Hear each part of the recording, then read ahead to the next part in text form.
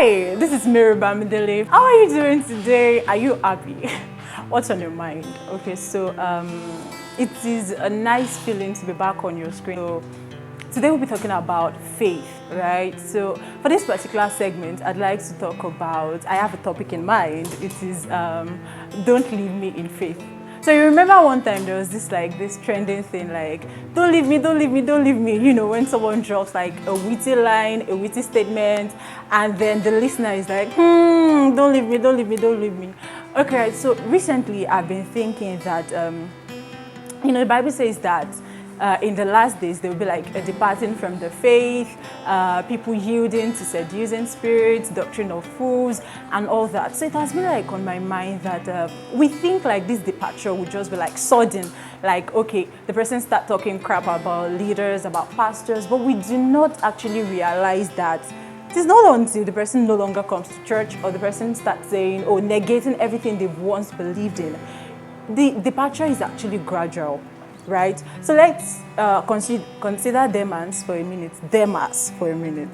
Right, so we all think when Paul Apostle said, "Oh, Demas has left me. He has gone after the word and its allures," something like that. We think that Demas just decided one day, packed the stuff and be like, "Okay, guys, it has been real, but it's all over. I'm leaving now." No, I don't want to think it happened that way, actually. I think it started like gradually, one little thing, one little inflection, tiny add-ons, and then gradually it developed in his heart. I think it all started from inside of him, okay? So departing from the faith isn't just something that would just fogiri.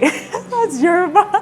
Like suddenly to just like bounce on you and be like, okay, bye y'all, I'm not doing this again, and you pack your stuff and leave the church. No, I don't think it happens that way.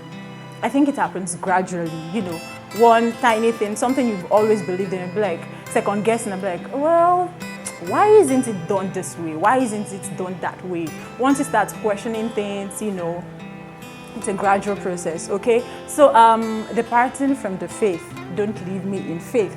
So then it's kind of like done in my heart, because lately I've been considering everything happening and I'm like, okay, Jesus asked his disciples one time that, will you also leave? And they were like, I think it was Peter now, I'm not too sure. And they were like, oh, where shall we go? Because apparently it was obvious that Jesus is the way, the truth, and the life. So they were like, okay, if we go from here, you are the source of life, fountain of life. So if we go from you, where are we going to go to? So like now for us as Christians now, believers in this dispensation, we know for a fact that, no, we live here. I don't want to say we die here. We're like, no, I can't leave this church now. People say that I'm already backslidden.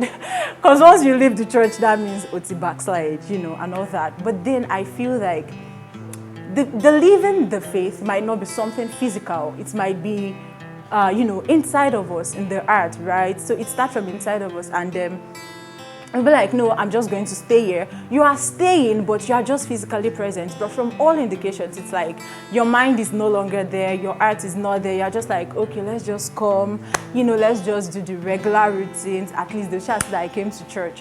The person is in church attending Bible services, not missing one. But then you look at their mannerism, you look at their disposition, their language, dressing, mode of conduct, and you're like, no, this is not what we both agreed on. Like this instance now, brother-sister relationship or sister-sister relationship. I'd be like, okay, this is something we've always held on together. I'll be like, oh, 1 + 1 is always 2, 2 + 2 is always 4, right? That is like obvious. But then your dear brother comes and be like, oh no, 1 + 1 is now 1.5. Yeah, it is 1.5, no longer 2. You're like, no, but we agreed on this. So my point is, if everyone leaves the faith now, okay, if everyone departs from the faith, just like Jesus asked his disciples, will you also leave? Now remember that leaving the faith now does not just relate to leaving the church. No, I mean, it goes deeper than that, okay? So I want to like give this instance of, let's say there's a wedding ceremony, and I love weddings. Well, I don't know. Not really like love weddings. I just love seeing people get all dressed up, and I might miss out on the wedding because I'm like, I don't feel like socializing. But you might be like the party, party girl, you love partying and all. for a good cause. I mean, it's celebrate with those who celebrate, rejoice with those who rejoice, right? So, but then there is this like wedding of the year coming, everyone is going, and you're like, no, I definitely need to be at that wedding. And then it's like, you're not party ready, but because everybody is going for this wedding, and you don't want people coming back to you like, that wedding was lit, I did this, we did that, we ate this, and you don't want, FOMO, they call it like fear of missing out. And you're like, will I now be the only one that now missed out on this wedding? Everybody will go, they'll, step on my neck with pictures and be like, okay, party ready or not, I won't be the only one left out. And then you join the crowd.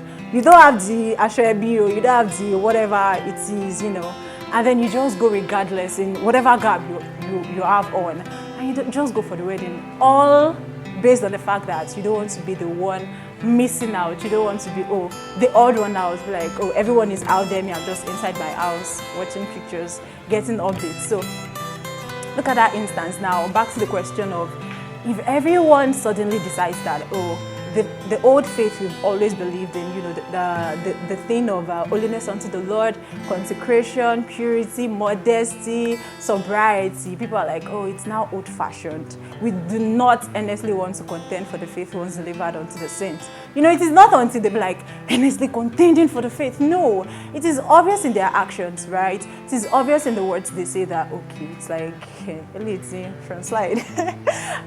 Black and white is no longer looking like black and white. It is now, the lines are getting blurred. It is now looking like gray lines, gray areas. And you're like, what's happening? Right? So the question is, will you also depart? Like, if everybody leaves today, will you also leave?